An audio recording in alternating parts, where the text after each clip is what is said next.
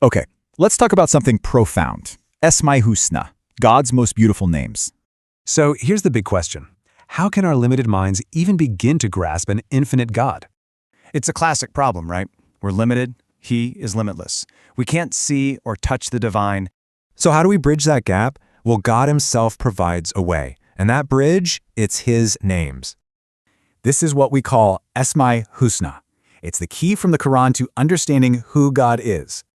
Now, this is really cool. The Arabic root for name means two things, a sign and also greatness. So the names are like signposts pointing to him, but they also express his incredible magnificence. To really get this, think about how we know anything. It happens on 3 different levels. So when you say Allah, these names give your mind a correct mental picture of him. Okay, so where do we actually find this in the Quran? It's in 4 really key places. And what's amazing is how each mention builds on the last, adding a whole new layer of meaning. First up, in Surah Taha, the names establish his absolute oneness. All perfection belongs to him alone. Next, Alistair says you can call on him by any of his names, Allah or Rahman, it's the same one. Then, El-Araf gives a heads up, don't misuse these names. It's all about respect and sincerity. And finally, in Al-Hashr, it comes as this powerful conclusion right after listing many of the names. Okay, but this isn't just some abstract idea, right? How does it actually change your life? Well, the goal is to live out the ethics of these names, to let them actually shape who you are. And this is a super important point. It's not about becoming God, but reflecting his qualities. For example, when you know God is the merciful, it inspires you to be merciful to others. See? The names literally become your moral compass, a blueprint for becoming a better person. And finally, the names are your key to connection, turning prayer into a real, personal conversation. When you need help, you turn to the opener. When you need forgiveness, the forgiver. Each name is like a different key, unlocking a specific door to approach him for exactly what you need. So, these names are a bridge. The real question is, what does your journey across it look like? Welcome to The Explainer. Today, we're diving into a really profound idea from Islamic theology. It's something that offers a pretty unique answer to a question that people have been asking forever. And that question is this: how can our finite minds possibly understand an infinite being? I mean, this is one of the biggest, oldest questions out there, right? Our small, limited minds trying to wrap our heads around something absolute, something totally transcendent. It feels like we're standing in front of a locked door and we can't even find the keyhole. But what if the key were actually a whole set of keys was given to us? The source material we're looking at today says that the answer is right there in the Quran. It's this idea of a set of divine keys that are offered to us, to our consciousness. So this answer, this concept, is called Esma-i Hüsna. In English, that's the most beautiful names. But here's the crucial part. You gotta think of these less like simple names, labels, and more like perfect, absolute qualities. They're divine attributes that are meant to act as a bridge for our understanding. And get this idea runs so deep, it's even baked right into the language itself. The Arabic word for name, which is ism, actually comes from 2 different roots. The first one, vezm, means a sign or a mark. That represents the part of God we can know, the things he reveals. But the other root, sumuv, means loftiness or height, and that points to the sublime, transcendent mystery of his essence that, frankly, is way beyond our grasp. So the word itself, ism, holds both of these realities at the same time.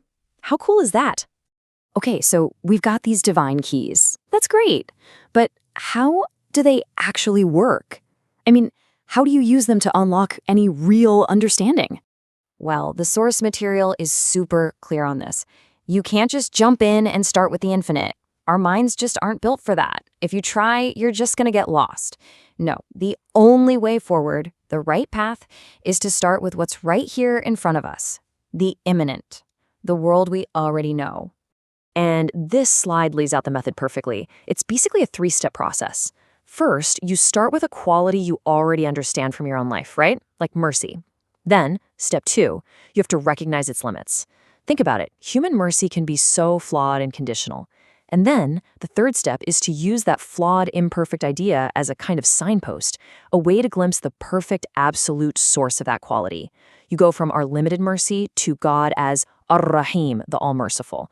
Or you go from our often failing sense of justice to him as al-Adl, the utterly just. You see how that works? Okay, so let's talk about something you've probably heard of, the 99 names of God. But as we're about to see, this whole thing is about so much more than just memorizing a number. The source material brings up a really famous tradition, a hadith, that mentions this specific number. It says that God has 99 names. But is that it? Is the goal really just to memorize a list of 99 words? Does just knowing them get you into paradise like the tradition seems to suggest? Well, the source we're looking at argues no way. That view completely misses the point. And the reason why is all packed into one key word from that tradition, ihsa. Now, a lot of the time it gets translated simply as to count or to memorize, but its real meaning is so much deeper, so much richer than that. It means to really comprehend, to internalize them, to feel the weight of these qualities, and this is the most important part, to actually live by the ethics these names imply. The goal isn't just knowing the names, it's letting them change who you are. So you see, this is not just some abstract philosophy. These names are meant to be a practical toolkit. They're there to help you build a correct understanding of God, to see his hand at work in the world every single moment, to serve as your own moral compass, and to give you the actual words, the language you need to talk to him in prayer. And that brings us to the final and maybe the most profound point about these divine keys. This whole journey, it doesn't just point outward towards the divine, it also points inward. The source material really emphasizes this ancient piece of wisdom. In Turkish, it's often said, "Kendini bilen Rabbini bilir." It means, he who knows himself knows his Lord. It's this beautiful idea that these two journeys, knowing yourself and knowing God, are totally intertwined. You really can't have one without the other. Think about it. When you really start to understand yourself, what you're really understanding are your own limitations, right? When you know your deep personal need for mercy, you get a glimpse of the all-merciful. When you recognize your own tiny creative spark, you can't help but appreciate the work of the ultimate creator. In knowing your own smallness, your own finiteness, that's when you can begin, just begin, to comprehend his absolute greatness and infinity. So, in the end, the Esma-i Hüsna aren't just a list you memorize, they're a path you walk. It's a lifelong journey of discovery, moving from what you know to what you don't, from yourself to the divine. And that really just leaves us with one last thought, one final question. If every single one of these names is a key that opens a door to understanding, which door would you want to open first? Have you ever tried to, describe a really vivid, brilliantly colored sunset to someone who has been completely blind since birth? Oh, man. That's an incredibly difficult thought experiment. Right, because you can try to communicate the experience. You can talk about the sudden drop in temperature or the feeling of the fading warmth of the sun on your skin, or even just the quietness that seems to settle over the landscape. Sure, but the actual visual reality is missing. Exactly. The explosion of orange, the deep violets, the way the light catches the underside of a cloud. I mean, it's totally lost in translation. Your language, no matter how poetic or precise it is, just hits a solid brick wall. Because you are trying to use the vocabulary of sight with someone who only possesses the vocabulary of touch and sound. Yeah, exactly. And it is an inherent limitation of human communication. Right. We build our language entirely around our shared sensory experiences. We point at a physical object, we assign a collection of phonetic sounds to it, and we form a consensus. Like saying, hey, that's a tree. Exactly.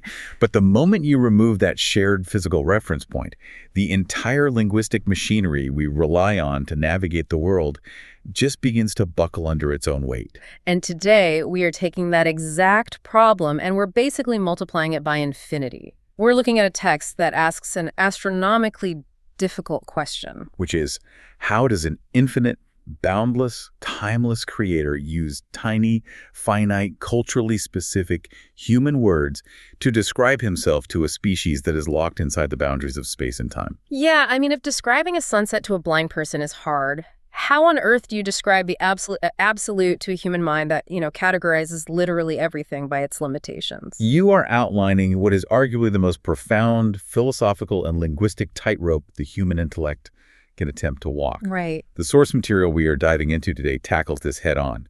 It's a comprehensive analysis derived from the work of Mustafa İslamoğlu, focusing on the Esma-i Hüsna, the beautiful names of Allah. But, to be clear to anyone listening, this isn't just some theological glossary. Not at all. No, it is a deep exploration of human psychology, epistemology, and the fundamental nature of reality itself.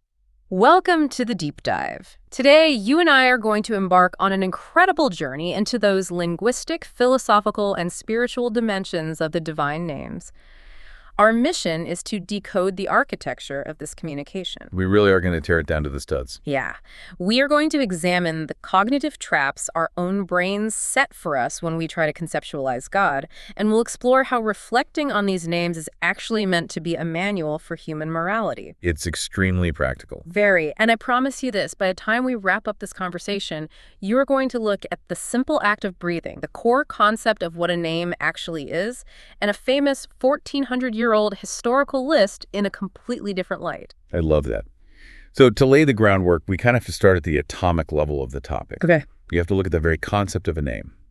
In Arabic, the word for name is ism. Right. Ism. And our source material emphasizes that in classical Arabic, this isn't merely a functional label thrown onto an object just for convenience. The etymology has a dual nature that perfectly maps onto that paradox we just talked about. The infinite communicating with the finite. Okay, let's unpack this. Because my understanding of a name is, well, it's incredibly utilitarian. My name differentiates me from you in a crowded room. Right, it's just a tag. Yeah, a tag. But the Arabic root of ism clearly carries a lot more philosophical baggage. It really does. Linguistic scholars trace ism back to two distinct roots. And you need both of them to understand what is happening when the creator names himself. Okay, what's the first one? The first root is semet. Semet. Yeah.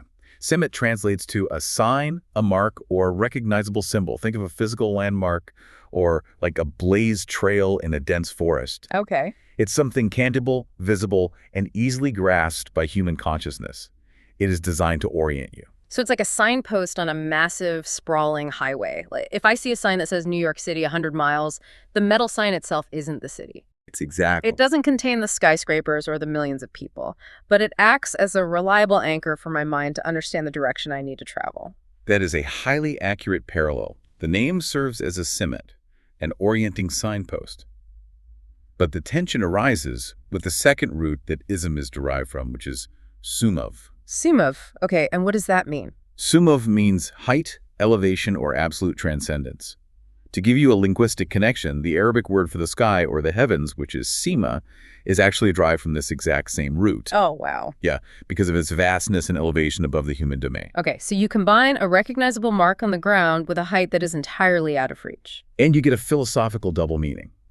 When applied to the divine, the name acts as a semet, right? A relatable conceptual sign that our limited human consciousness can interact with and hold on to. Right. While simultaneously representing a sumav, a reality that remains completely transcendent, elevated, and ultimately unreachable by our finite cognitive faculties. So the name is basically the tether between the immanent world of matter we inhabit and the transcendent reality of the creator. Exactly. It's the bridge. And to really drive home how this tether functions, our source material introduces an incredibly layered epistemological analogy. A water analogy. Yes. It breaks down the nature of existence itself into three distinct categories. And to make it concrete, it uses the concept of water. If you are listening to this right now, I want you to think about the glass of water sitting on your desk or the rain falling outside. How does that water actually exist in your reality? The author uses water because it's universally understood, yet complex enough to demonstrate the layers of human knowledge. Right. So the first category of existence is what the source calls external or actual existence. In Arabic's philosophical terms, this is its harichi reality. The Ricci. This is the physical, wet molecular substance. It is the actual H2O. Like if you were wandering through the Sahara Desert and you were dying of dehydration, this is the only category of water that matters. Yeah, you don't care about the concept of water. You need a drink. Exactly. It possesses an objective reality that exists entirely independently of human observation. The universe doesn't require you to name it, understand its chemical bonds, or even perceive it for the water to be wet and life-sustaining. It's the raw, unfiltered reality of the thing in itself. Moving inward, you encounter the second category, which is the mental or ilmi existence. Ilmi. Yeah. This is the conceptual image of water that resides strictly within your consciousness. So if you close your eyes right now and picture a flowing river, you do not have physical liquid rushing through your brain synapses. Right, that would be a medical emergency. Yeah, exactly. You have a mental representation. Now, if this mental image accurately reflects the external reality, like if you picture a clear, cool liquid rather than a block of solid granite, then you possess correct knowledge. Okay, I follow. But there is a crucial limitation here. This mental water, no matter how vivid or accurate, has no physical utility. You cannot drink the idea of water to cure your dehydration in that desert. Which leaves us with the third and final layer of this framework, right? The linguistic or spoken existence. The lafzi reality. Yes, the lafzi reality. This is the physical vibration of our vocal cords, or the specific arrangement of ink on a piece of paper used to communicate that internal mental image to another human being. Precisely. So in English, we push air through our teeth and say water. In Turkish, they say su. In Arabic, it's ma. The phonetic sounds and the symbols change wildly depending on geography, history, and culture, but the mental concept and the physical reality they point toward remain fixed. That's a perfect summary of the three categories. Okay, so I follow the architecture of this analogy, but here is where my brain starts to hit a major roadblock when we apply this to theology. Okay, lay it on me. If I say the word water to you right now, your mind instantly populates that mental category. You recall the taste, the wetness, the coolness, the relief of drinking it on a hot day. Why? Because you possess a physical reference point. You've experienced it. Right. You have interacted with actual external water since the day you were born. But when a human being says the word Allah or contemplates the Creator, we possess zero physical reference points. None at all. We haven't touched, tasted, or visually observed the divine essence. So when we use that third linguistic category, what exactly is supposed to populate our mental category? Doesn't the system just break down entirely? You have just articulated the exact necessity and the central thesis of the Esma-i Hüsna. Really? Yes. This limitation you were describing is precisely why the beautiful names exist in the first place. Because God's ultimate essence, his actual external Harichi reality, is utterly incomparable to anything within the confines of our physical universe. Right, it's totally alien to our physics. Exactly. So he cannot simply provide the name of his pure essence and expect the human mind to process it. If he did, as you pointed out, our mental category would remain a blank void. It would be like feeding a massive, complex software program into a computer from the 1980s. The hardware simply cannot run the code. It would just crash. That's a great way to put it. The human mind can only process what it can analogize. We only truly understand things in relation to other things we have experienced. Right. Therefore, the source explains that the Creator uses names based on concepts and emotions that we do directly experience in this temporal world to construct a bridge to our limited understanding. Oh, I see. He utilizes the Esma-i Hüsna as a conceptual vocabulary. Consider the concept of love. You know what love feels like. Sure. You experience it through the affection of a parent, the bond with a child, or the loyalty of a lifelong friend. That human love is inherently limited, right? It's often conditional, flawed, and fluctuating. Yeah, human love is messy. But it is a very real, tangible experience in your mental category. So when the Quran introduces the name Al-Wadud, which translates to the most loving or the source of love, we take that tiny, fragile, limited human experience of love and we perform a cognitive extrapolation. we stretch it. Exactly. We imagine that feeling of love stripped of all its human frailties, stripped of its biological conditions, stripped of any selfishness or need, and we magnify it to an absolute infinite degree. Wow. We utilize our imminent, everyday experience of love to catch a fleeting conceptual glimpse of the transcendent love of Al-Wadud. And we perform the exact same cognitive extrapolation with human mercy to begin to grasp Ar-Rahman, the merciful. And we use our rudimentary understanding of physical power to approach Al-Qadir, the all-powerful. Yes, the names are fundamentally divine concessions to the severe limitations of human psychology. So God is basically speaking our language, utilizing our emotional data sets because we are entirely incapable of speaking his. It is a profound act of divine descent, the infinite compressing itself into a finite vocabulary so that the human intellect doesn't simply short-circuit. That is fascinating. However, our source material issues a stern warning here. Yes. If we forget that these names are merely conceptual bridges, like if we arrogantly begin to assume that our mental extrapolation is the total, encompassing reality of God, we fall headfirst into a massive intellectual and spiritual trap. And this transitions perfectly into one of the most fascinating psychological insights from the text, which is the trap of the human intellect. Right. The author points out something that feels counterintuitive, especially for people who pride themselves on being deep thinkers or philosophers. The text argues that initiating your spiritual journey by trying to deduce the ultimate unfiltered essence of God is actually a devastating error. It's a dead end. It's a very specific, dangerous kind of ignorance called Yali Murekkep. Let's break that down because I think we see this kind of ignorance everywhere today, not just in theology. We really do. Yali Murekkep is an incredibly potent concept that translates to compound ignorance. Compound ignorance. Yeah. To understand it, we must first define simple ignorance.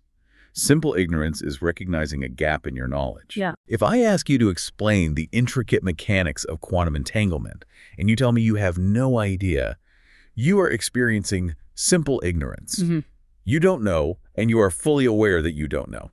Which is an honest state to be in. Very honest. Compound ignorance is a different beast entirely. It is not knowing something, but being absolutely unshakably convinced that you do know it.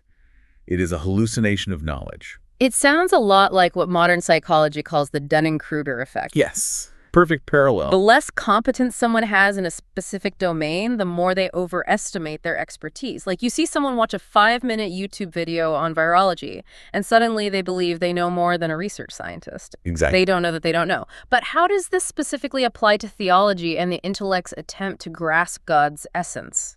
Well, it applies because it reveals a fundamental misunderstanding of how the human cognitive apparatus is engineered to operate. The human intellect is an astonishingly powerful tool, arguably the most complex structure in the known universe. But it is a tool strictly calibrated for the physical world. Okay. It is designed to work from the ground up. It functions by moving from the imminent to the transcendent, from the highly specific to the broad generalities, from the tangible physical data to abstract theory. We acquire knowledge by gathering raw data through our senses, identifying patterns within that data, and then abstracting upwards. Like if a toddler is learning what a dog is, they don't start with the abstract Platonic ideal of a canine. Right, they have no concept of that. They pet a golden retriever, they get licked by a beagle, they hear a chihuahua bark, they gather physical data points, and eventually their intellect abstracts those data points into the overarching concept of dog. That is the proper functional direction of human thought. But when the intellect becomes inflated with arrogance, it attempts to bypass the necessary groundwork. It tries to skip steps. Huge steps. It attempts to start from the absolute pinnacle of reality, the ultimate, infinite, unconditioned essence of the Creator, and work its way backward. It attempts to define the infinite using a toolkit explicitly designed for the finite. Which is impossible. Completely. Yeah. When the intellect oversteps its jurisdictional boundaries in this manner, it effectively fractures. It constructs a false, highly restricted, anthropomorphic version of God within its own imagination. And then it plunges into compound ignorance. Exactly. By genuinely believing that this tiny, fragile mental construct is the actual sovereign of the universe. It's like trying to measure the volume of the Pacific Ocean with a plastic 12-inch ruler. Oh, that's a good one. You wade into the surf, you stick the ruler in the water, and when the ruler runs out of inches, you confidently declare the ocean is exactly 12 inches deep, and you genuinely believe you have mapped the ocean. That analogy perfectly captures the absurdity of the endeavor. True intellectual wisdom, according to the source, does not begin with an assertion of mastery over the divine. It starts with humility. It begins with a radical admission of inherent incapacity.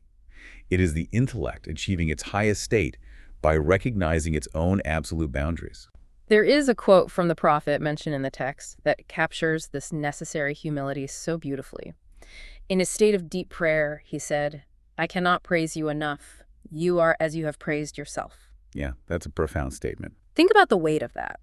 The person considered to be the most spiritually elevated human being in this tradition is essentially saying, my vocabulary will eternally fall short. My cognitive framework cannot contain you. You alone define you. I surrender the attempt to box you in.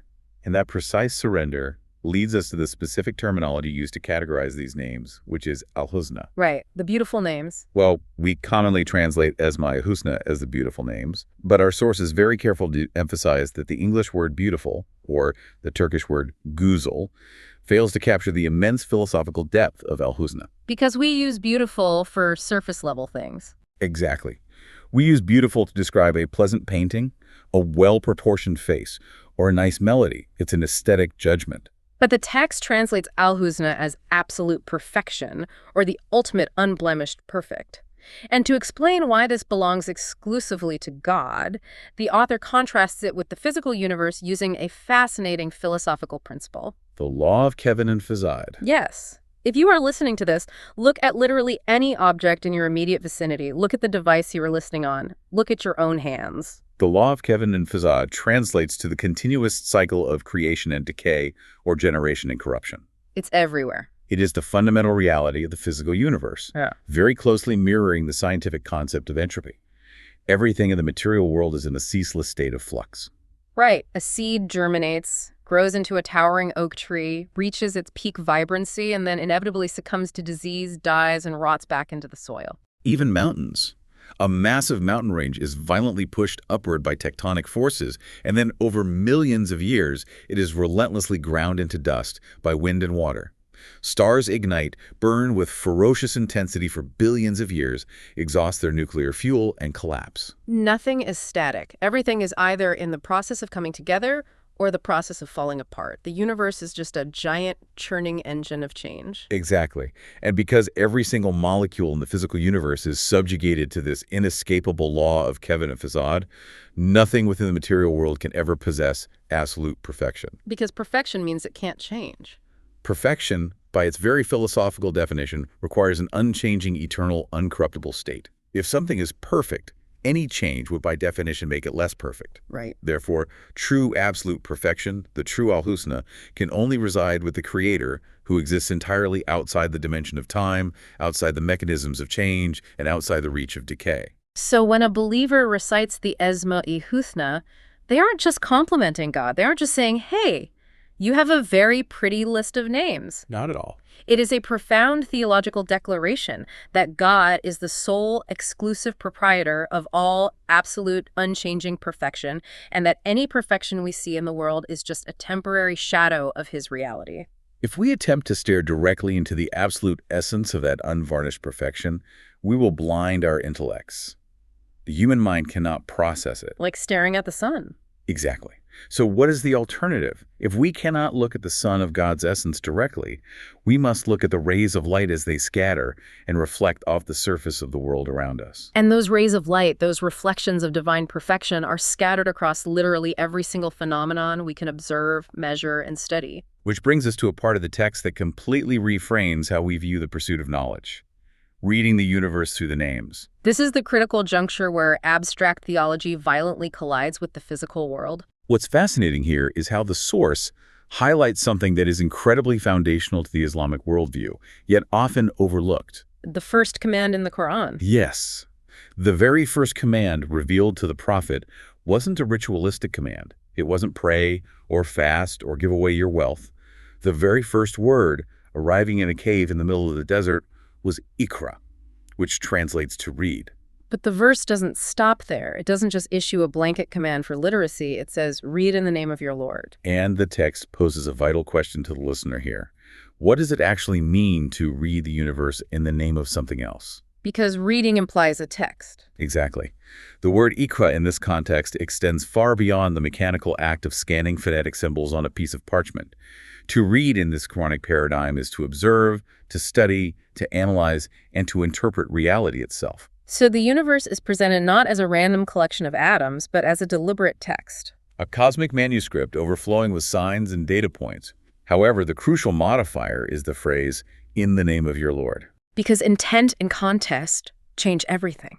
If I find a brilliant, complex manuscript on the street and I read it, I might be able to appreciate the grammar, I might understand the plot, but if I don't know who the author is, what their historical context was, or what their underlying message was meant to convey, I'm going to miss the actual point of the book. You'll get the mechanics right, but the meaning will evaporate. Exactly. And that is the exact peril of observing the universe without a divine reference point. If you read the cosmos strictly through the lens of secular materialism, you are fundamentally misinterpreting the data. You see the how.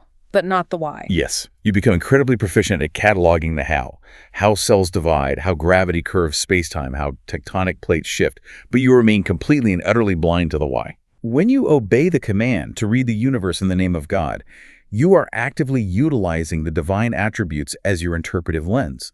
You begin to realize that the immutable laws of physics, the breathtaking complexities of biological ecosystems, the incomprehensible vastness of astronomy, these are not random accidents generated by blind chance. They are the active, continuous physical manifestations of the Esma-i Hüsna. Exactly. The text gives some examples of this that absolutely blew my mind. It takes specific, rigorous scientific disciplines and maps them directly onto specific divine names. It completely annihilates the modern narrative that science and religion are locked in some kind of perpetual, mortal combat. Rather than being in conflict, the text argues that they are completely inextricably linked. According to this framework, every legitimate branch of human knowledge is essentially a specialized discipline dedicated to studying the physical manifestation of a particular divine name. Let's look at medicine, for instance. Because when a physician or a medical researcher is peering through a microscope, what are they actually observing? They are studying the intricate, miraculous systems that heal torn tissue, the relentless mechanisms of the immune system fighting off pathogens, the delicate balance of homeostasis. And the source posits that medicine is fundamentally the applied study of the manifestation of Ar-Rahman and Ar-Rauf, the universally merciful and deeply compassionate. The very biological reality that a wound can close and heal is a physical manifestation of divine mercy embedded in the code of life. That reframes everything. It transforms a sterile hospital ward into a place of active theological observation. It turns a biologist into a theologian of the microscopic. And the text continues this mapping. It links the study of politics, jurisprudence, and law to the name Al-Malik, the sovereign or the ultimate king. Because these disciplines deal with the chaotic human attempt to establish governance, order, and justice. Right. It links botany, agriculture, and ecology to Ar-Razzaq, the ultimate provider, because these sciences study the intricate food webs and planetary cycles that sustain biological life. It's all connected. Furthermore, it maps astrophysics and cosmology, the study of star formation, the emission of photons, and the expansion of the universe, as the study of Anur, the light, and Al-Khaliq, the creator. Even the fine arts. Yes. Poetry and literature are described as disciplines dedicated to studying and replicating the manifestations of God's Simal, his absolute beauty. So essentially, science is gathering the data, but the divine names are the ultimate theoretical framework. If you don't connect the two, it's like reading the footnotes of a brilliant book but ignoring the main text. I love that analogy. You memorize all the dates, the citations, the minor details at the bottom of the page, but you completely ignore the story sitting right above it. You become an expert in the minutiae, but you miss the entire point. That is a brilliant way to conceptualize it. The accumulation of raw facts, which the text refers to as bilgin in Turkish, is not the ultimate goal of the human intellect. Raw data isn't enough. No, when raw knowledge is properly contextualized, when the scientist connects the mechanism back to the author of the mechanism, that data transforms into ilm, which signifies true, profound wisdom. In this worldview, the entire universe is a giant, glowing footnote pointing back to the Creator. But the text issues another massive caveat here. It makes a crucial distinction between intellectual realization and actualization. Right, theory versus practice. Yeah, because it is one thing for me to sit here and intellectually agree that botany is the study of the provider. It's a fun philosophical exercise.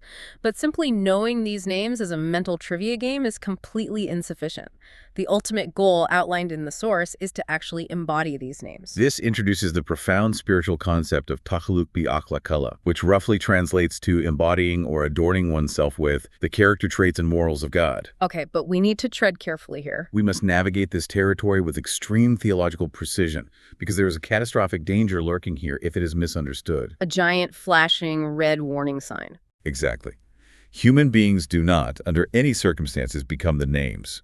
That is a fatal misunderstanding of the concept. Right, I'm not God. A fragile, mortal human being cannot become Al-Khaliq, the creator of the universe. A human being cannot become Al-Bazir, the one who possesses absolute, unfiltered sight of all dimensions. To claim that you, as a finite creature, possess or can merge with the absolute, infinite attributes of God is the textbook definition of shirk. Shirk being the Arabic term for idolatry or associating partners with God, it's the ultimate sin in this theology because it's claiming a piece of the divine essence for yourself or another created thing. Shirk is the ultimate metaphysical boundary violation. It is an act of cosmic arrogance. So the question becomes, how does a human being embody the names without crossing the line into shirk? The text provides the metaphor of the mirror. A mirror. Yeah. A well-polished mirror reflects the brilliant light of the sun into a dark room. But the mirror does not become the sun. The mirror does not possess internal nuclear fusion. It doesn't generate its own light. It merely positions itself correctly to catch the rays and reflect them outward into the world. So if I understand that God is Ar-Rahman, the merciful, I don't claim to own ultimate mercy. I embody that name by actively showing mercy to the people around me. Forgiving a debt. Exactly, helping someone in distress, being gentle with my children, while remaining acutely aware that my capacity for mercy is just a tiny, flawed, borrowed reflection of the ultimate infinite source. Precisely. If God is Al-Adli, the utterly just, you don't claim to be the ultimate judge of human souls. You strive to establish fairness and justice in your local community, your business dealings, and your family disputes.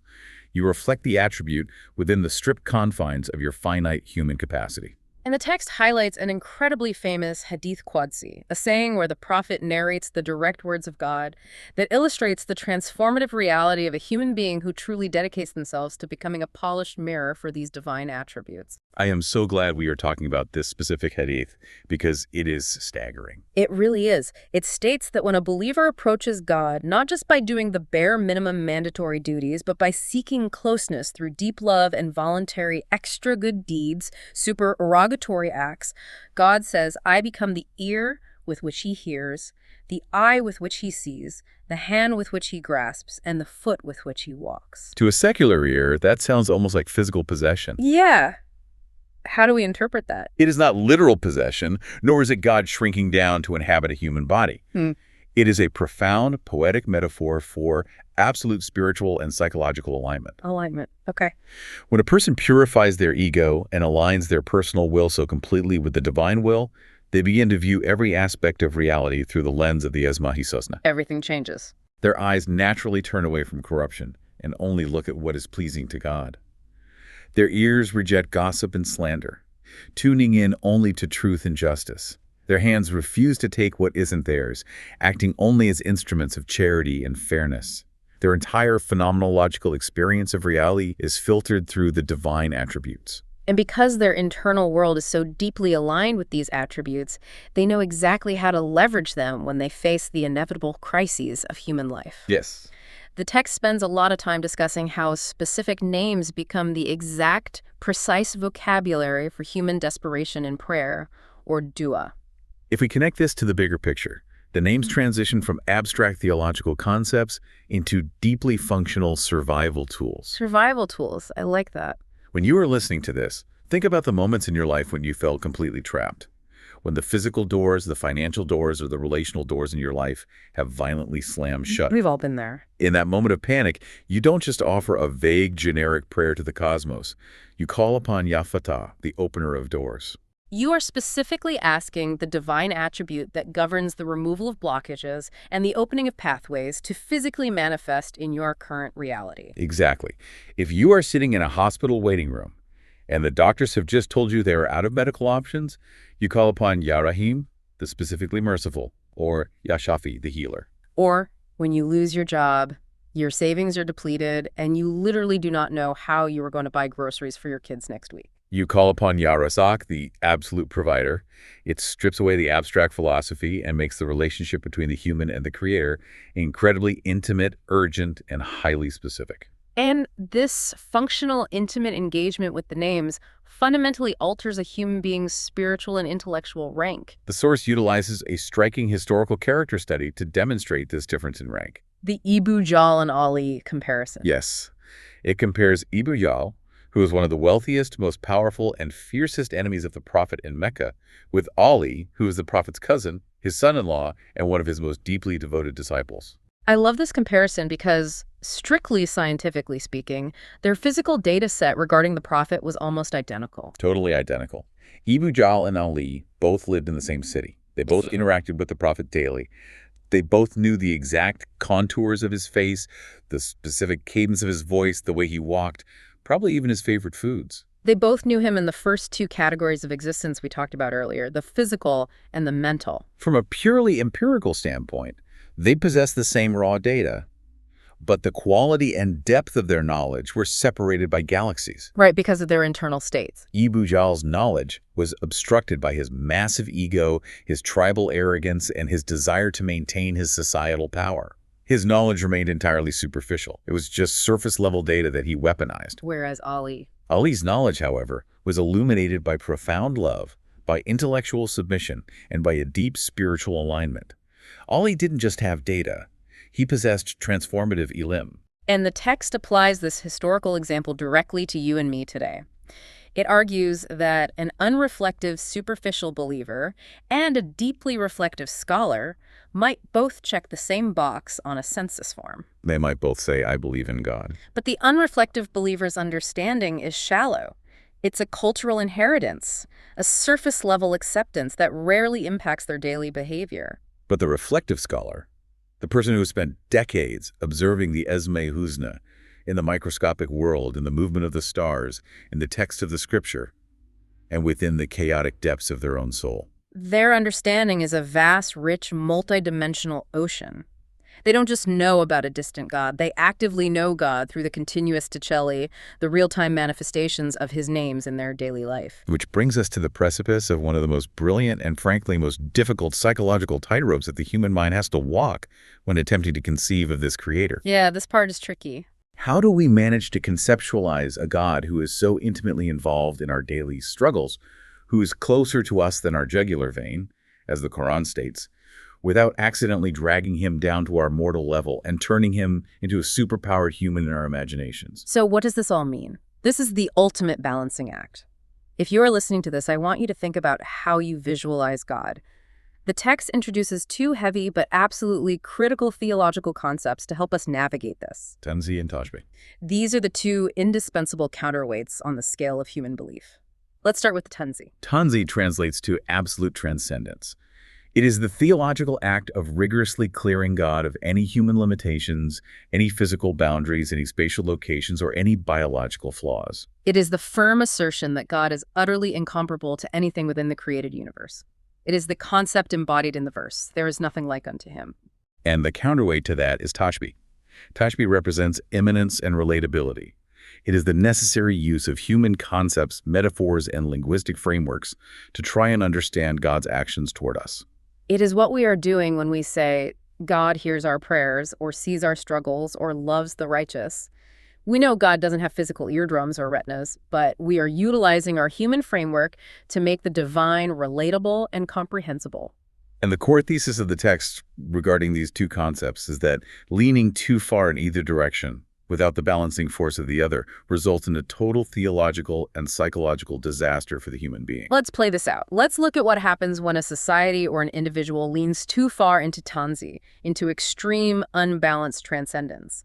If you relentlessly strip God of all relatable attributes, if you constantly emphasize that he is infinite, abstract, entirely other, and completely removed from the filth and noise of human existence, what is the psychological result? The psychological result is a profound sense of abandonment. Because he feels too far away? Exactly. If God is just an abstract cosmic force, a prime mover, who wound up the clockwork of the universe billions of years ago and then walked away to attend to other dimensions, then why bother praying? Why strive for moral goodness if the Creator doesn't notice or care? It creates a massive, aching psychological void in the human soul. And our source material reveals a truly shocking historical insight regarding this exact phenomenon. I was so surprised by this. It argues convincingly that the Meccan pagans, the very society the prophet was sent to reform, actually suffered from a terminal case of extreme Tanzih. Wait, let me stop you there. The polytheists, the people who had surrounded the Kaaba with literally hundreds of stone and wooden idols. The text is arguing that their foundational problem was believing God was too transcendent. Yeah, that's the argument. That feels completely backwards to everything we assume about idolatry. It does sound paradoxical at first, but when you analyze the sociology and psychology of the 7th century desert nomad, it makes perfect sense. How so? The Meccan Arabs were not atheists. They deeply believed in Allah as the supreme creator, the one who made the heavens and the earth. But their concept of Tanzih was so extreme, so absolute, that they concluded Allah was vastly too majestic, too elevated, and too occupied with the grand administration of the cosmos to care about the trivial, mundane, daily problems of a human being in the desert. They developed a distant God theology. Their mindset was essentially, God is running the galaxies, he doesn't have the time or the inclination to care if my camel is sick or if my trade caravan gets robbed. Exactly. But here is the psychological catch. Human beings possess an innate, desperate biological need for spiritual connection and divine intervention in their daily crises. We need a God who hears us when we cry. Right. So because the Meccans had intellectually pushed the supreme God so incredibly far away through their extreme Tanzih, they had to fill the immediate psychological void. They had to invent intermediaries. They took concepts like angels, or what they believed were the daughters of God, and they constructed physical idols like Al-Lat and Al-Uzza to represent them. They didn't pray to the stone because they thought the stone created the universe. They prayed to the idol, hoping it would act as a cosmic lobbyist. A middleman with access to the VIP room who would take their petty prayers up to the distant, unapproachable supreme God. Their rampant idolatry was the direct, inevitable symptom of their flawed, extreme Tanzih. That is a brilliant historical psychoanalysis. They overcorrected so hard into transcendence that they fell face first right into polytheism just to cope with the silence. Yes. Okay, so what about the opposite error? I imagine if you lean too far into Tashbih, into absolute imminence and relatability, you end up treating God like a cosmic vending machine. Vending machine is a great modern analogy. I put in my prayer coin, I press the button, and the universe dispenses my desired outcome. Is that the danger? That is a big part of it. If you lean too far into Tashbih, you make God entirely too human. You fall into severe anthropomorphism. You begin to imagine God literally as an old man with a long white beard sitting on a physical golden throne somewhere in the stratosphere. You bring him down to our level. You start projecting your own human emotional volatility onto him, assuming he experiences petty jealousy, physical fatigue, or regret. This severely degrades the absolute majesty of the Creator, and ironically, it also terminates in a form of idolatry. How is that idolatry? Because you are no longer worshiping the Lord of the universe, you are worshiping a magnified, idealized version of a human being that you constructed in your own mind. So you have to walk the razor's edge. You have to perfectly balance the awe of Tanzih with the intimacy of Tashbih. And the text points to a specific verse in the Quran that executes this balance so masterfully, it requires you to read it 3 times just to grasp it. It's a beautiful verse. It's referencing a historical moment during a desperate battle where the prophet threw a handful of dust and pebbles toward the enemy lines to obscure their vision. And the Quran describes the event by stating, "You did not throw when you threw, but Allah threw." Let's dissect the grammar and philosophy of that sentence. You did not throw when you threw, but Allah threw. The middle clause, when you threw, explicitly affirms the human action. It establishes the Tashbih. Right. It acknowledges the imminent reality that the prophet physically bent down, picked up the dust, and moved his arm.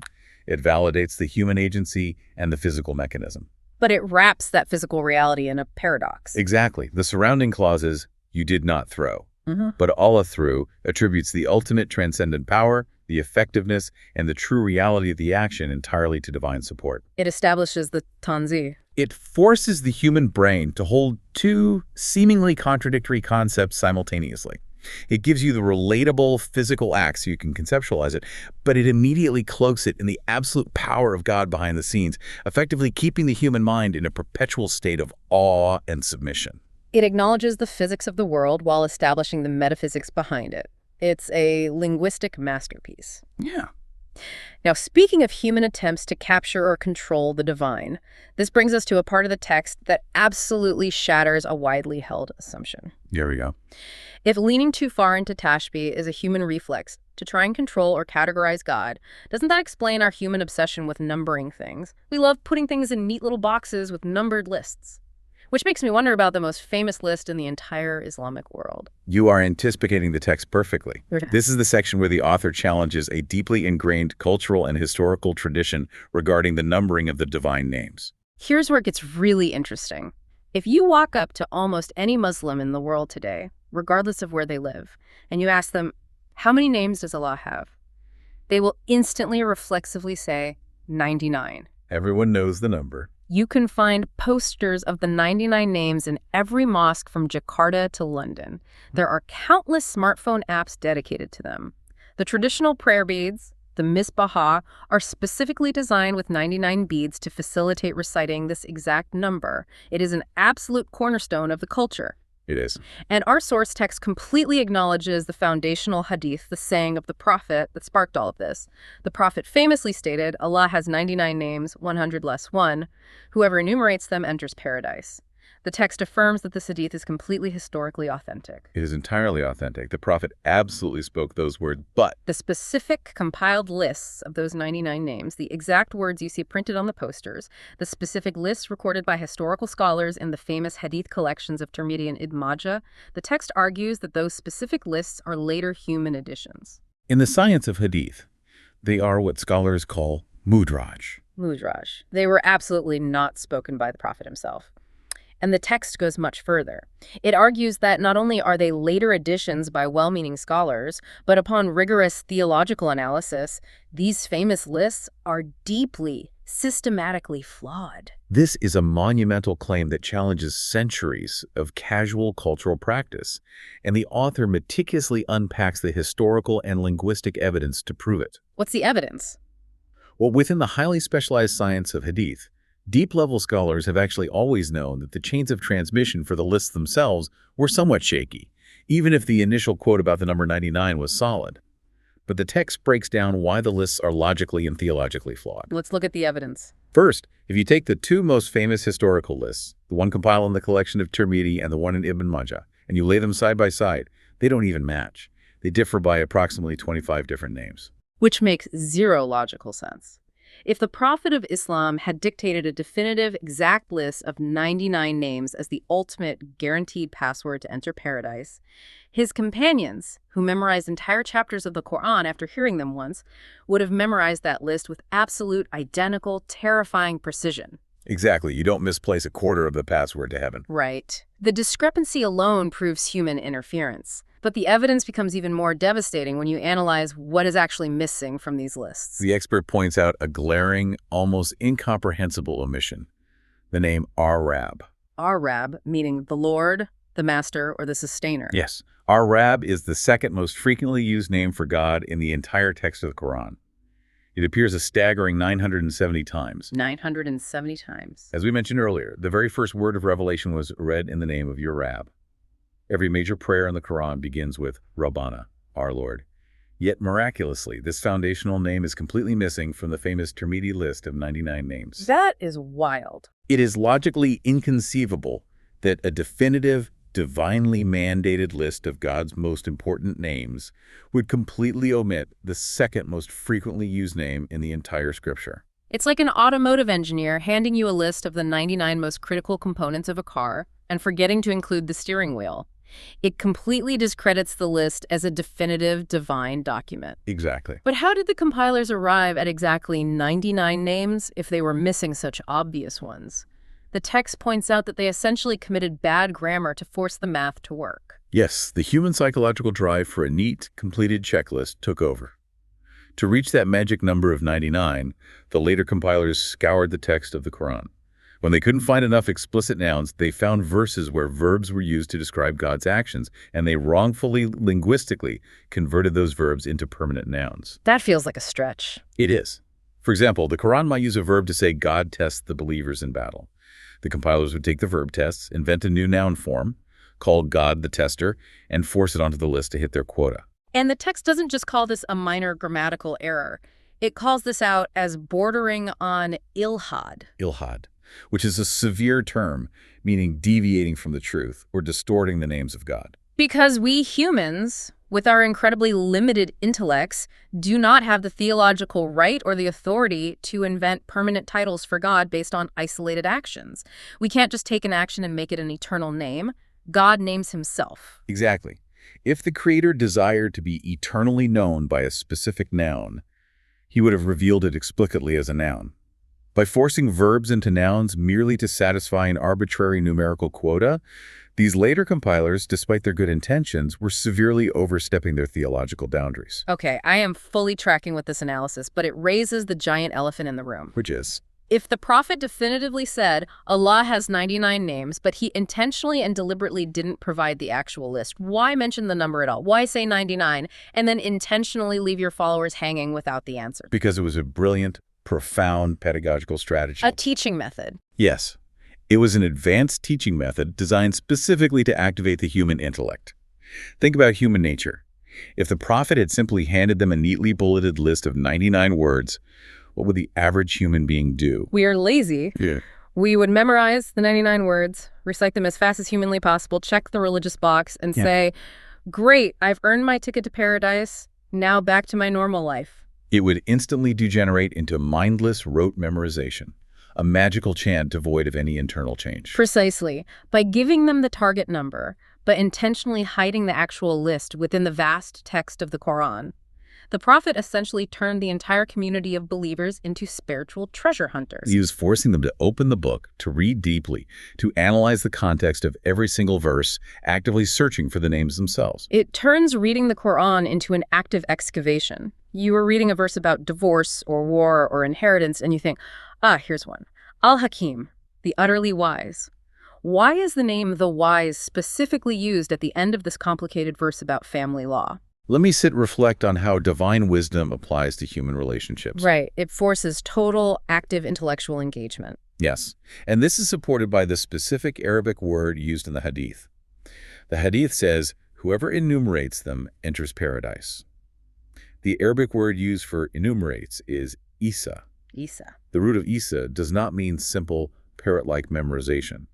Linguistic scholars explain that Isa implies deep comprehension, thorough internalization, and active practical application. You absolutely do not Isa the names by chanting them 100 times on a string of beads while your mind wanders. No, you Isa the name Ar-Razak, the provider, by maintaining your moral integrity and trusting God when you lose your job, and by being deeply generous to others with the wealth you do have. The treasure hunt wasn't just about finding the phonetic vocabulary. It was about discovering and internalizing the complex morality embedded within those names. That entirely reframes the entire cultural practice. It elevates it from a mechanical ritual of the tongue to a grueling, lifelong transformation of the human heart. But if we zoom out for a second, if all of these 99 names, the merciful, the powerful, the knowing, the wise, are essentially adjectives describing divine attributes, what is the ultimate noun that all these adjectives are pointing toward? That is the structural pinnacle of this entire theology.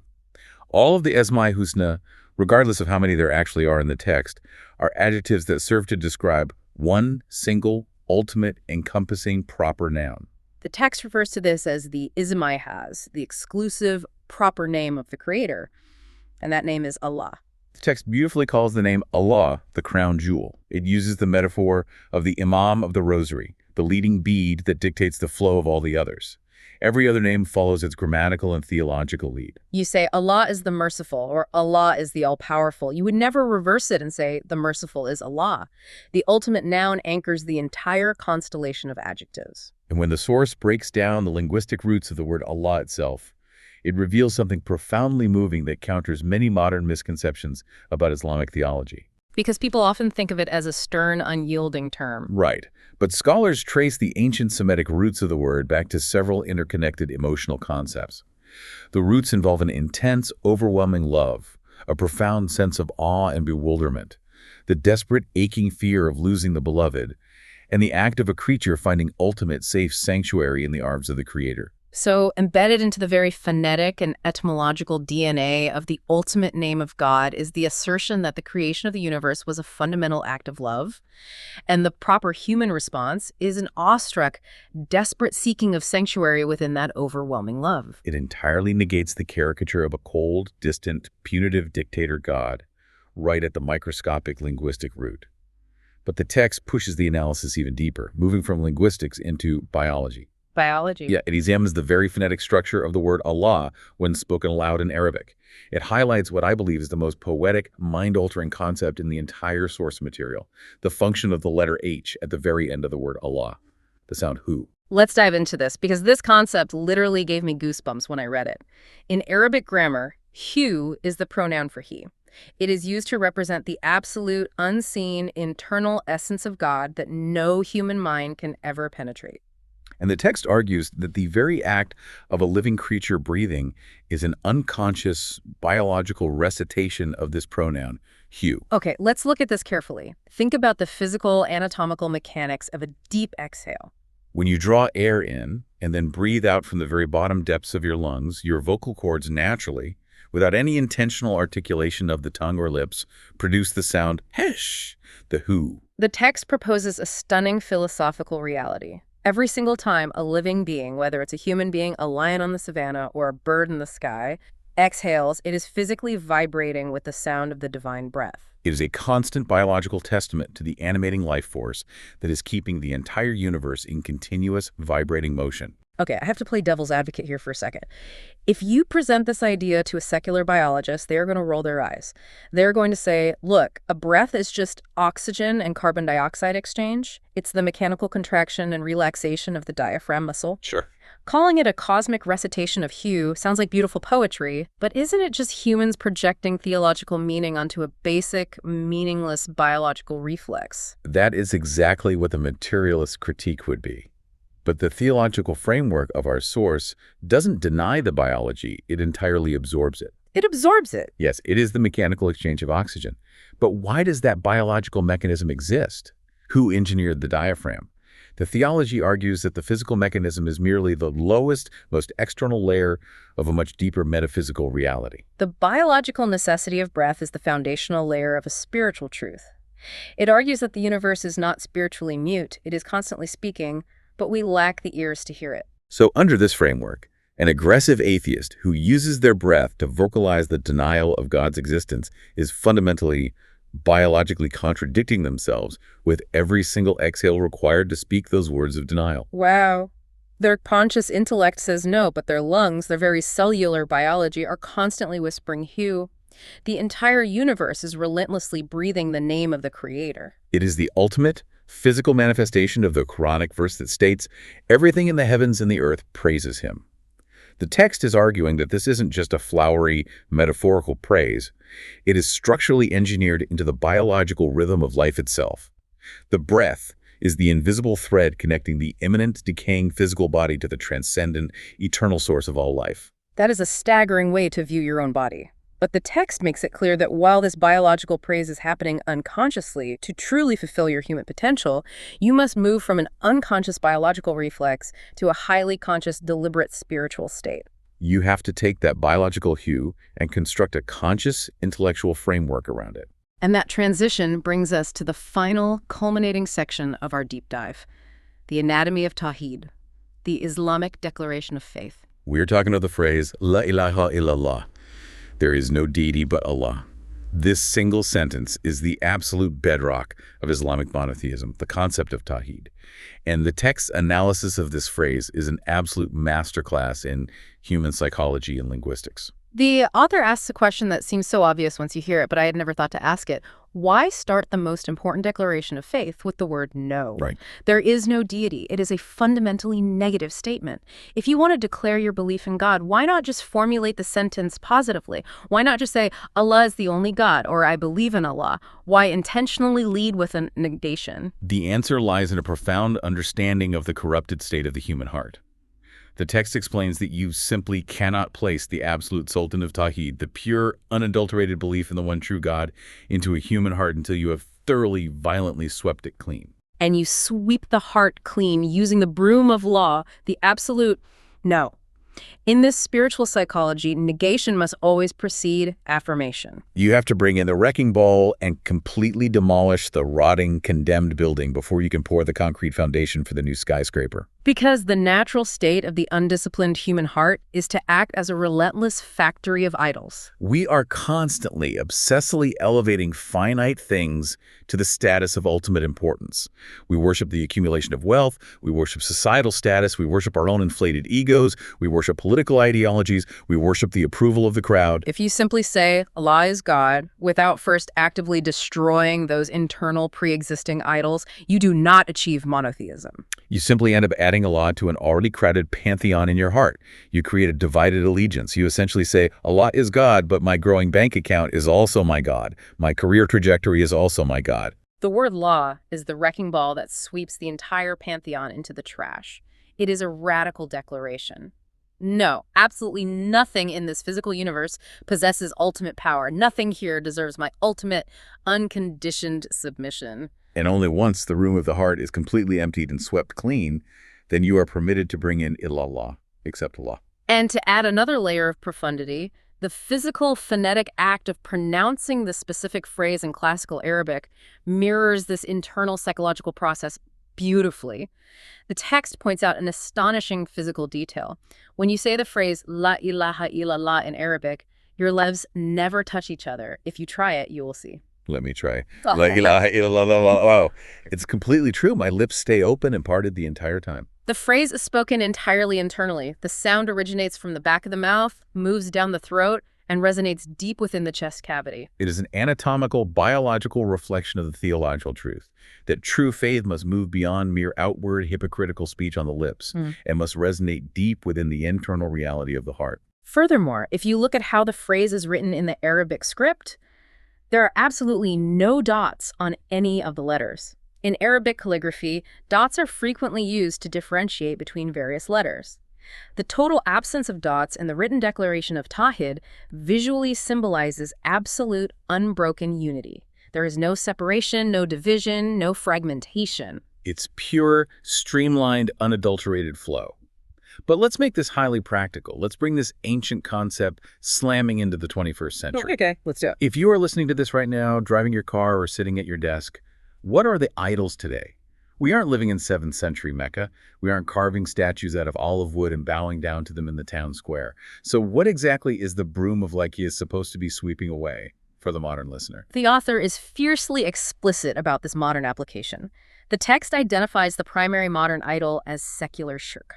Now, we need to be precise here. The author is not talking about political secularism, the idea of a state remaining neutral in religious affairs. He is diagnosing secular shirk as a deeply internalized personal theology. It is the widespread modern belief that God exists, he created the universe, he's up in the heavens, he's great, but he has absolutely no jurisdiction or say in our modern economics, our ruthless political systems, our hyper-curated social media habits, or our private, daily moral choices. It is the ultimate act of psychological compartmentalization. It's the modern believer saying, God, you get Sunday morning for an hour or Friday afternoon at the mosque. You rule that specific time slot. But Monday through Thursday, the stock market is my God. My corporate ambition is my God. My physical desires are my God. Precisely. And by artificially compartmentalizing God, humans inevitably, unconsciously elevate their own egos, their unchecked desires, or their manufactured societal constructs to the level of functional deities. You give them your ultimate obedience. And the text describes shirk, this form of modern idolatry, as the greatest injustice. But it is crucial to understand why it is an injustice. It is not an injustice because it somehow damages God. God is absolutely transcendent. His majesty is not diminished one atom by human arrogance or disbelief. It is the greatest injustice because it profoundly degrades human dignity. Unpack that for me. How does elevating my career to the status of a god degrade my human dignity? Because it is a fundamental law of human nature that whatever you worship, you ultimately submit to and serve. If you consciously worship the infinite creator of the universe, you are submitting your intellect and your will to the highest possible ideal. You are submitting to absolute justice, absolute unconditional mercy, and absolute truth. That elevates your humanity. But if you worship money, you inevitably become an anxious, paranoid slave to the fluctuations of the market. If you worship public approval and status, you become a terrified slave to the fickle, changing opinions of the crowd. You constantly enslave yourself to things that are finite, decaying, and far lower than your true spiritual potential. You trade your inherent dignity for a cheap imitation, and in doing so, you lose your true freedom. True freedom, paradoxically, is only discovered in total, unyielding submission to the infinite, because that single submission permanently frees you from having to submit to the tyranny of everything else. La ilaha illallah isn't just a religious chant. It is the ultimate, radical declaration of independence from the tyranny of the finite material world. It is the ultimate liberation of the human mind. We have covered an immense amount of philosophical and theological ground today. If you've been listening, we started by exploring how our language, as frail and limited as it is, desperately tries to build conceptual bridges to the infinite using the Esma-i Hüsna. We discuss how the human intellect inevitably traps itself when it arrogantly tries to define God's absolute essence, rather than humbly observing his reflections. We talked about how the entire physical universe, from the cosmic expansion studied in astrophysics to the microscopic healing of a cut on your finger, is actually a vast textbook of divine names waiting to be read. We busted a massive historical myth about the famous 99 names list, realizing that the prophet wasn't giving us a lazy checklist for paradise, but was issuing a brilliant call for us to become active, lifelong, spiritual treasure hunters. And we ended on the profound physical realization that the very act of drawing breath connects your biological body to the ultimate reality of Hu, and that true freedom only comes when you sweep your heart clean of modern idols. And the overarching theme that connects all of these disparate points is that this isn't merely abstract, esoteric theology meant to be debated by scholars sitting in ivory towers. This is fundamentally about how you, the listener, perceive your exact place in the cosmos. It's about how you manage the psychological tension between the terrifying awe of God's infinite majesty and the intimate, necessary comfort of his functional mercy. And most importantly, it's about the daily, grueling, moment-by-moment internal battle to ensure that you aren't unconsciously bowing down and sacrificing your human dignity to the modern, invisible idols of ego, materialism, and apathy. Which brings us right back to the question we asked at the very beginning of this deep dive. We talked about how the linguistic machinery of human beings completely breaks down when trying to describe the infinite.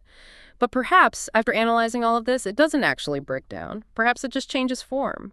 If every single breath you take is a biological, unconscious whisper of Hu, a continuous physical testament to the life force flowing through your veins, what happens the exact moment you decide to make that breath conscious?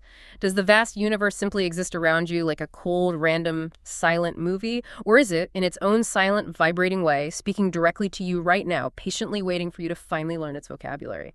Take a deep breath. Listen closely to the sound it makes resonating in your chest. And think about that. Welcome to The Critique, where today we are examining a comprehensive theological manuscript that meticulously reevaluates the 99 beautiful names of God through a strictly Quranic lens, challenging traditional hadith lists. Integrating the abstract philosophical categories of existence with the concrete linguistic analysis requires a more unified framing device. Right, because right now, those two things feel a bit disconnected when you're reading it? Exactly. I mean, the manuscript opens with this highly abstract breakdown of the three categories of existence. The external, mental, and linguistic. Yeah, exactly. And the author explains this using that really great water analogy. Oh, I love that part. Like, the spoken word water doesn't actually quench your thirst. Right, and the mental image of water doesn't put out a fire. Yeah, it perfectly isolates what external reality actually is. We fundamentally need these three categories to process reality. We do.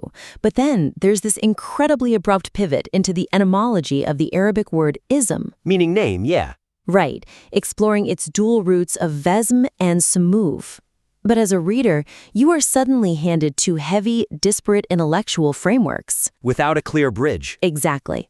There's no clear bridge connecting why the philosophy of existence dictates these specific linguistic roots. So a key theme running through this material seems to be the tension between human limitations and divine infinity. Yes, absolutely. But I have to agree, moving straight from that philosophy into the grammatical roots, it feels a bit like reading a physics textbook that suddenly turns into a grammar guide without any warning. That is exactly how it feels. You understand the categories of existence and you understand the etymology, but putting them together is, well, it's heavy lifting. Yeah. So is there a way to stitch these sections together? Like maybe bringing in the manuscript's later concepts of Tanzih and Tashbih a bit earlier? That is the exact solution. Right now, the connection is merely implied. The author leaves it up to the reader to realize that because God's external existence is entirely inaccessible to the finite human mind, we rely on mental and linguistic existence. Right, to interact with him at all. Right. But to make this opening section an unbreakable logical chain, you use the concepts of Tanzih, which is transcendence, and Tashbih, imminence, as the central narrative bridge right at the beginning. I can see that. But if we pull those terms all the way up to page 2 or 3, aren't we risking overloading the reader? With too much terminology? Yeah. We've just asked them to digest the three categories of existence, plus the Arabic roots. Adding more theological terms might just turn into a glossary. That's a valid concern. And it's exactly why we don't introduce them as static dictionary definitions. You frame the mental existence and the linguistic origins not as separate academic exercises, but as the inevitable human attempt to balance God's imminence and transcendence. Okay, so how does that look on the page?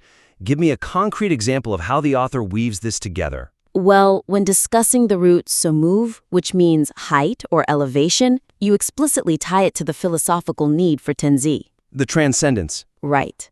You explicitly state that because God's external reality is elevated infinitely beyond human comprehension, he remains permanently out of our direct cognitive reach. Okay, and then the other root? Then you immediately pivot to the second root, vesm, meaning a sign or mark, and tie it to Tashbih, the imminence. Oh, I see. Yeah, you explain that precisely because of this unreachable elevation, humanity absolutely requires a linguistic mark, a vesm, to pull the divine into our mental and linguistic existence. Wow. Okay, so by writing something like, because his absolute existence is unreachable, we require a linguistic mark to interact with him, the etymology just mathematically solves the philosophy from page 1. Exactly. It tells the reader why we even need to study the names in the first place. Because language is our only bridge across the infinite gap. Yes. And if language is our tool to understand the infinite, the methodology of selecting those linguistic terms is the most critical part of the manuscript. Which naturally brings us to where those names are sourced. The manuscript's groundbreaking methodological deconstruction of the traditional 99 names list must be front-loaded to maximize its intellectual impact. Yeah, because right now, that critique feels kind of buried. It really is. I mean, the absolute most original, compelling part of this text is its rigorous, empirical critique of the lists provided by Tirmidhi and Ibn Majah. Right. But it's buried beneath extensive preliminary theological defenses. The material makes a strong case for relying solely on the Quran by highlighting how flawed those traditional lists actually are. Completely flawed. Yeah, it reminds me of a detective story where you show the broken vase before explaining how it fell. What if we introduce the historical problem first? That is exactly what needs to happen. By hiding the fact that these traditional lists miss foundational Quranic nouns like Rabb, while arbitrarily deriving other names from verbs, the old manuscript dilutes its own scholarly revelation. Wait, remind me, Rabb means Lord or Sustainer, right? Yes, and it's used an astounding 970 times in the Quran. 970 times, and it's just completely absent from the Tirmidhi list? Completely absent. And the author points this out, but you have to wade through pages of defensive methodology about how to extract names before you even realize why the old methods failed. So the suggestion is to invert the current structure? Yes. Present the historical and empirical problem of the traditional lists before offering the strict, rule-based Quranic methodology as the definitive solution. I love that.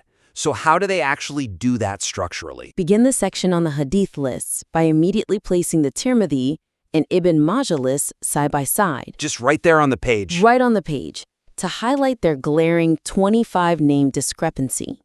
Let the reader see the contradiction with their own eyes. That's a great visual hook.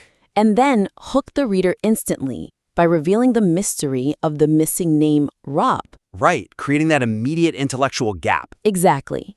You ask the reader, how could a name used 970 times be missing? That creates a hunger.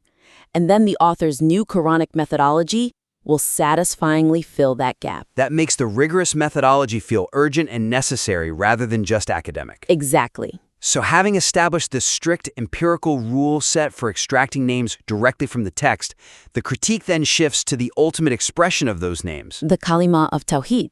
Yeah. La ilaha illallah. Reconciling the strict empirical methodology of the earlier hadith critique with the later mystical analysis of the kalima will significantly strengthen the author's overall credibility. Because right now there's a pretty sharp methodological clash, isn't there? A massive tonal and methodological clash. Throughout the entire first half of the book, the author trains the reader to demand strict textual evidence. Right. They heavily criticize those traditional scholars for arbitrarily deriving names. Exactly. But then, when analyzing the kalima, the author heavily engages in highly subjective, poetic mysticism. As I understand it from the notes, the argument here is that the physical act of saying the kalima is meant to mirror its spiritual reality. Yes. The author argues that the lack of dotted letters in the Arabic script for la ilaha illallah proves its purity. Right, and that its phonetic origin deep in the lungs proves it is the ultimate breath of life. Which is an undeniably beautiful observation. It is beautiful. But if we pivot from hard textual criticism to phonetic mysticism without a signpost, is there a risk that focusing solely on this poetic beauty might undermine the rigorous logic built in the previous chapters? That is exactly the risk. This shift can completely alienate an analytically minded reader who has just been trained to demand strict textual rules. So how do we fix it without losing that beautiful imagery? Because we don't want to just cut it. No, definitely don't cut it. You just need to harmonize the methodology by explicitly framing the phonetic and physical observations as beautiful poetic reflections or metaphors. Ah, okay. So clearly separating them from the primary theological and empirical arguments. Exactly. You don't have to strip the mysticism of its power. You just contextualize it. So give me a concrete example of what a transitional signpost would look like here. You could introduce the phonetic discussion with something like, while the theological weight of the kalima rests entirely on its absolute negation and affirmation, its phonetic structure offers a beautiful poetic mirror to this reality. Oh, that's really clean. It guards the empirical flank while still letting the poetry exist. Right. And when discussing the lack of dotted letters, clarify that this is a beautiful linguistic coincidence that mystics have historically drawn inspiration from, rather than presenting it as hard empirical proof of divine origin. Exactly. It functions as an aesthetic echo of the empirical truth, not the foundational proof of it. That makes total sense. It honors both halves of the reader's intellect, the analytical and the spiritual. Absolutely. All right, let's concisely recap the three main takeaways for the author. First, using Tanzih and Tashbih to bridge that abstract philosophy with the linguistic roots. Right. Second, restructuring the manuscript to front-load the brilliant hadith critique. Yes, showing the broken vase first. Exactly. And finally, adding clear signposts to separate the empirical textual analysis from the poetic mysticism of the kalima. I just want to warmly commend the incredible depth of the theological research here. I mean, synthesizing high-level philosophy, Arabic etymology, and rigorous hadith criticism into a single volume is genuinely remarkable. It really is. And these structural adjustments we discussed, they will only amplify the power of your core arguments. We highly invite you to implement these actionable suggestions and submit your revised work back in for another critique. We can't wait to read it. Until next time, keep writing. Welcome to the debate. Stare directly at the sun and you will go blind. Yeah, that's true. I mean, the human eye physically requires a filter to survive the sheer magnitude of the light. It needs to look through a dark lens or, wait for the atmosphere to diffuse the rays at sunset just to preserve its own vision. And the human intellect operates the exact same way when confronting the infinite. Right, which is exactly the tension we are unpacking today. The naked mind isn't built for direct exposure to an unlimited, absolute creator. You need an intermediary. You do. But here is where we diverge, because I look at that intermediary and see a necessary protective wall. When we talk about the Esma-i Hüsna, the beautiful names of Allah, we have to recognize that their primary theological function is to establish essential boundaries for the human mind. Boundaries, right. Yes, they preserve God's absolute transcendence, a concept known as Tanzih. They protect us from the profound arrogance of anthropomorphism, of trying to drag the divine down to our level so we can, comfortably dissect it. Well, I look at that exact same intermediary and I see a bridge. It is a deliberate divine descent into language. The names are not walls to keep us out. I mean, they are the primary pathways for active connection and ethical transformation. So you are leaning heavily into Tashbih. Exactly, Tashbih, or imminence. They are provided explicitly so that humans can internalize and emulate the divine character in their own limited way. We have to draw a hard line here by starting with a fundamental epistemological reality. The human mind is inherently bound by physical realities: time, space, causality. Sure, we are limited. Right, so attempting to comprehend an infinite God is by definition mechanically impossible for a finite brain. Classical theology outlines this beautifully by looking at the mechanics of how our language works. For human beings, our attributes are the result of our actions. We are called seeing because we use our physical eyes to look at something. We are called knowing because we sit down, study, and acquire data. Right, the action precedes the attribute. You do the thing, therefore you get the title. Exactly. But for God, this causality is completely inverted.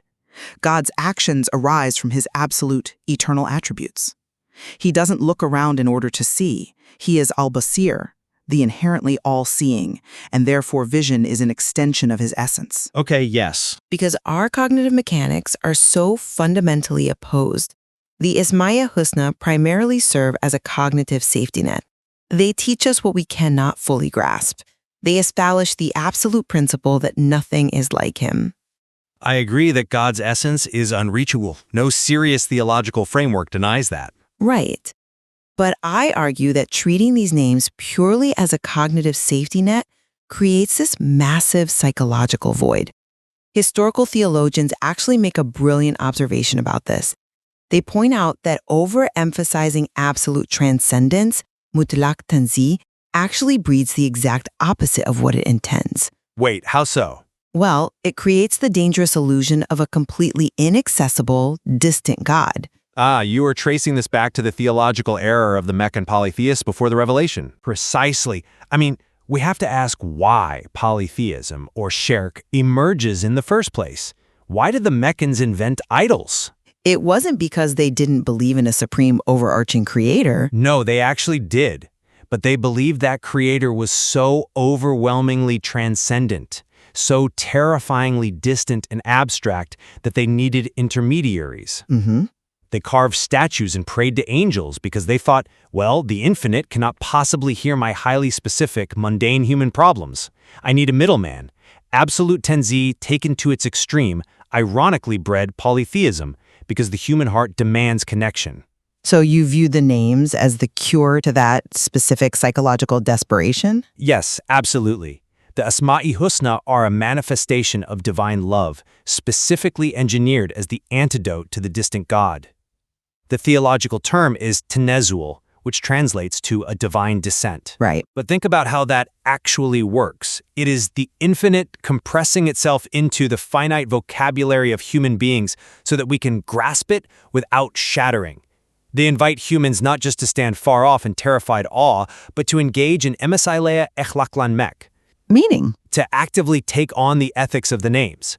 It is an invitation to transform your own character by reflecting those divine attributes into the world. Okay, let's pause right there. Planting divine attributes into human character? I have to push back hard on the implications of this. Go ahead. To a modern listener, the idea of emulating God sounds dangerously close to a life coach slogan, like manifest your inner divinity or be your own creator. I can see how it might sound like that today. Right, and classical theology views that as a fast track to supreme arrogance. Let's look at the famous hadith regarding the 99 names. Tradition states God has 99 names, and whoever comprehends them enters paradise. But historically, the prophet deliberately did not provide a definitive bulleted list. Which sparked centuries of scholarly debate. Right.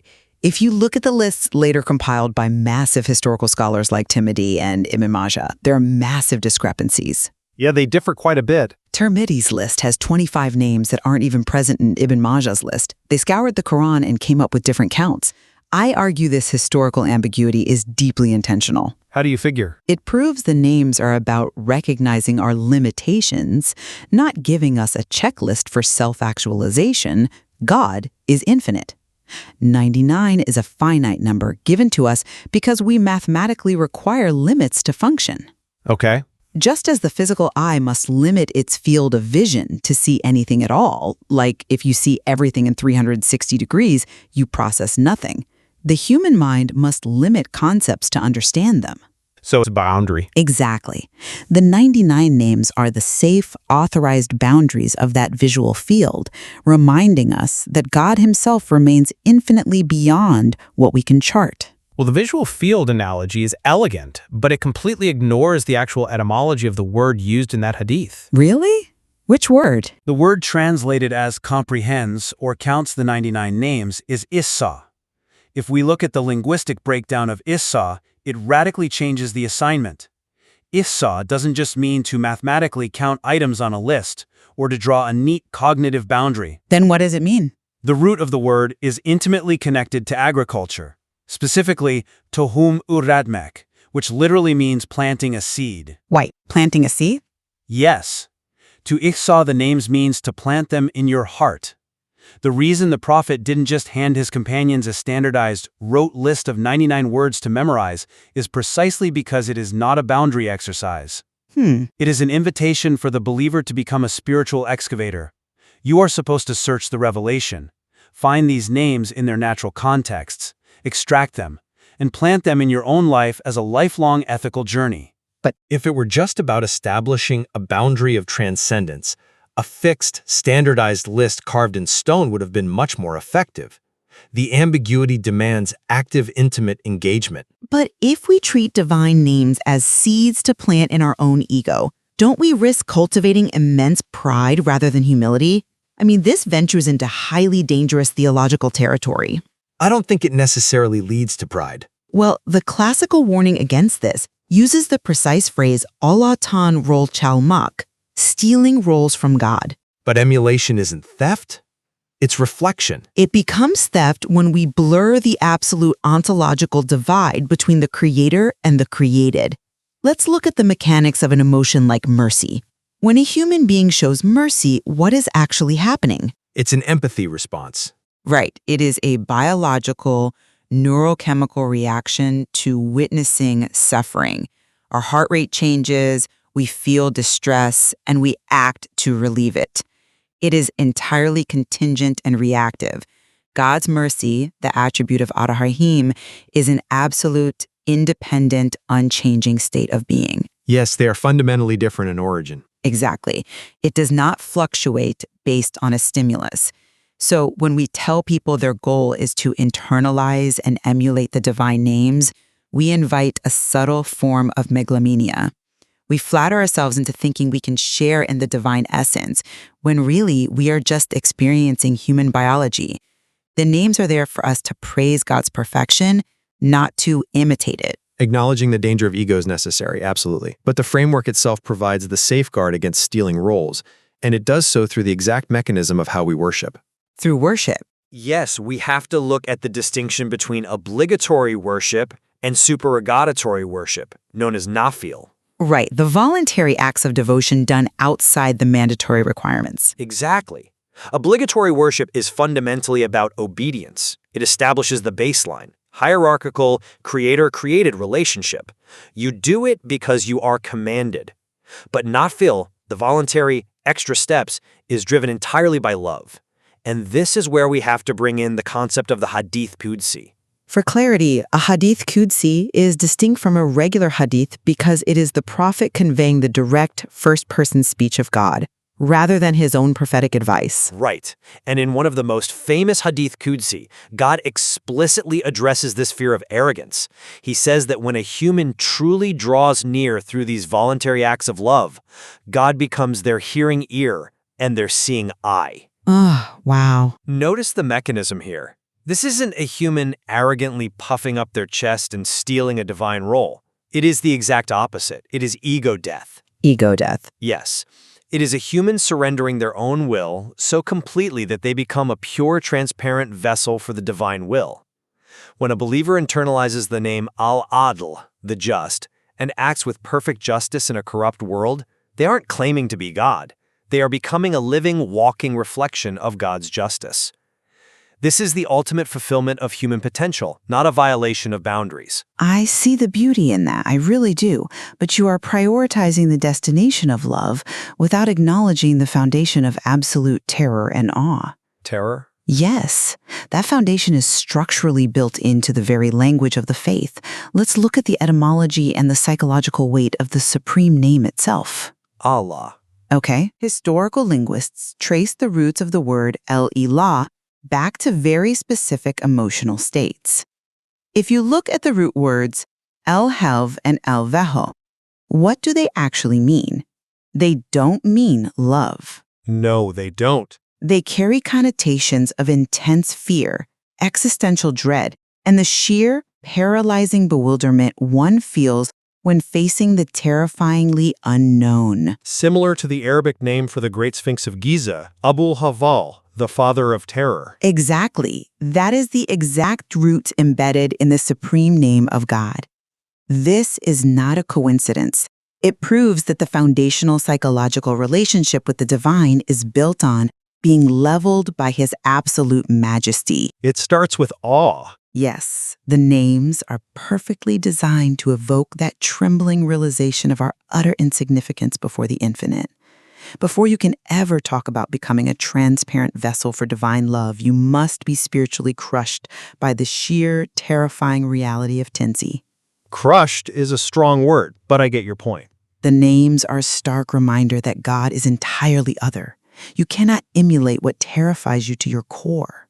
Well, I agree that existential awe is the doorway, but the etymological analysis doesn't stop at fear. It brings in other root meanings that completely reframe that terror once you cross the threshold. You are referring to the roots lehen and el-malah. I am. Alongside the roots of fear, the supreme name is equally anchored in words that mean profound love, deep joy, and the desperate, passionate desire to be near someone you have lost. That's a completely different emotional spectrum. It is. It is the exact linguistic root used to describe the feeling of a mother violently yearning for her missing child. So yes, awe and bewilderment are the starting points. When you first encounter the infinite, you are terrified by your own smallness.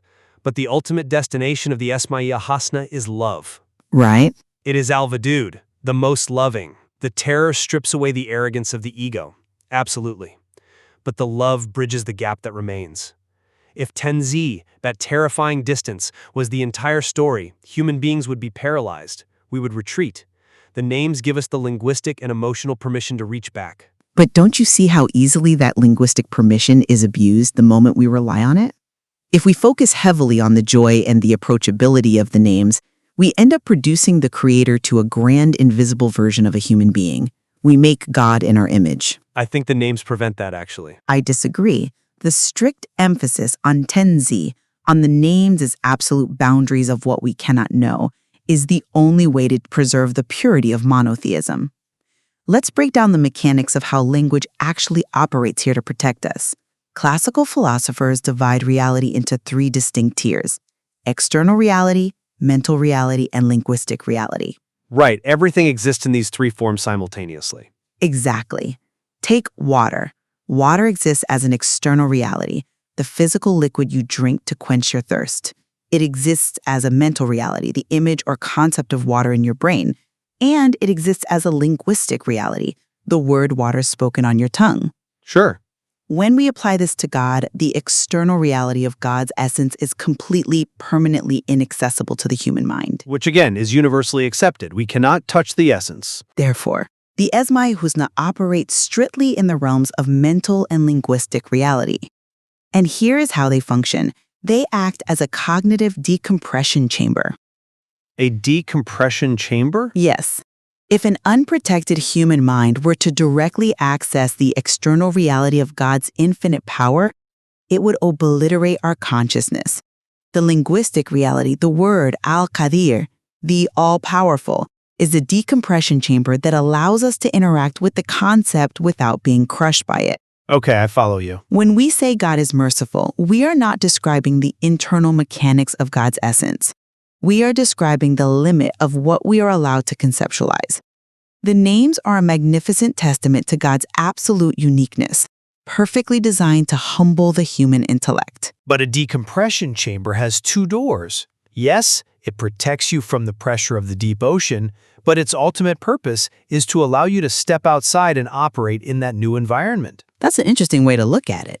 If God's external reality is inaccessible, the mental and linguistic realities provided by the Esma-i Hüsna are our only interface.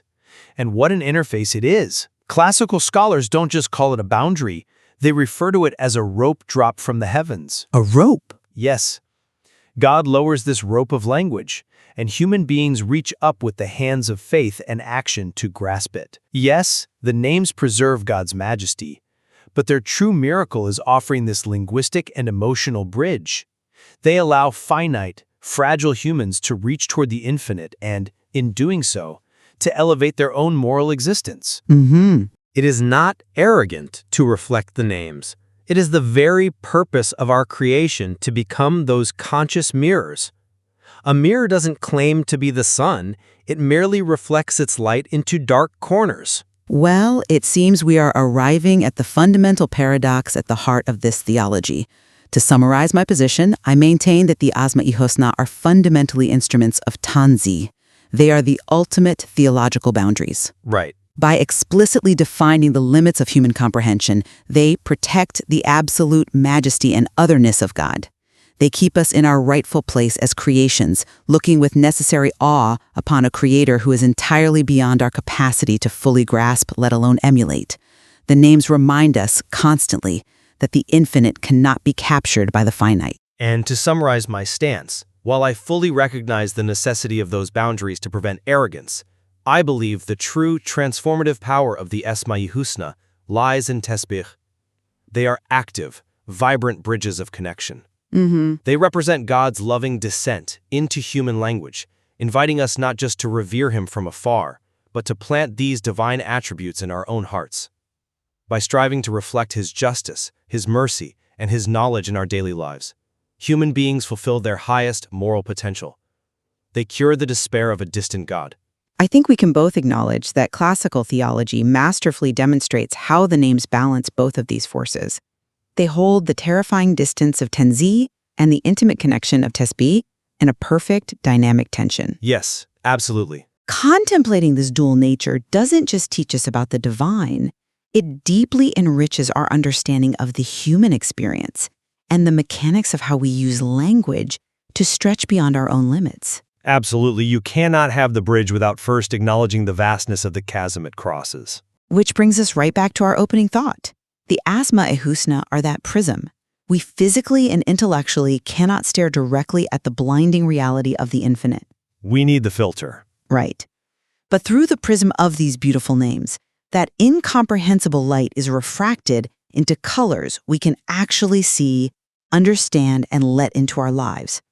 The profound question that remains for the listener is this: do we use those colors to realize how unbelievably small our canvas is? Or do we use them to paint a better world?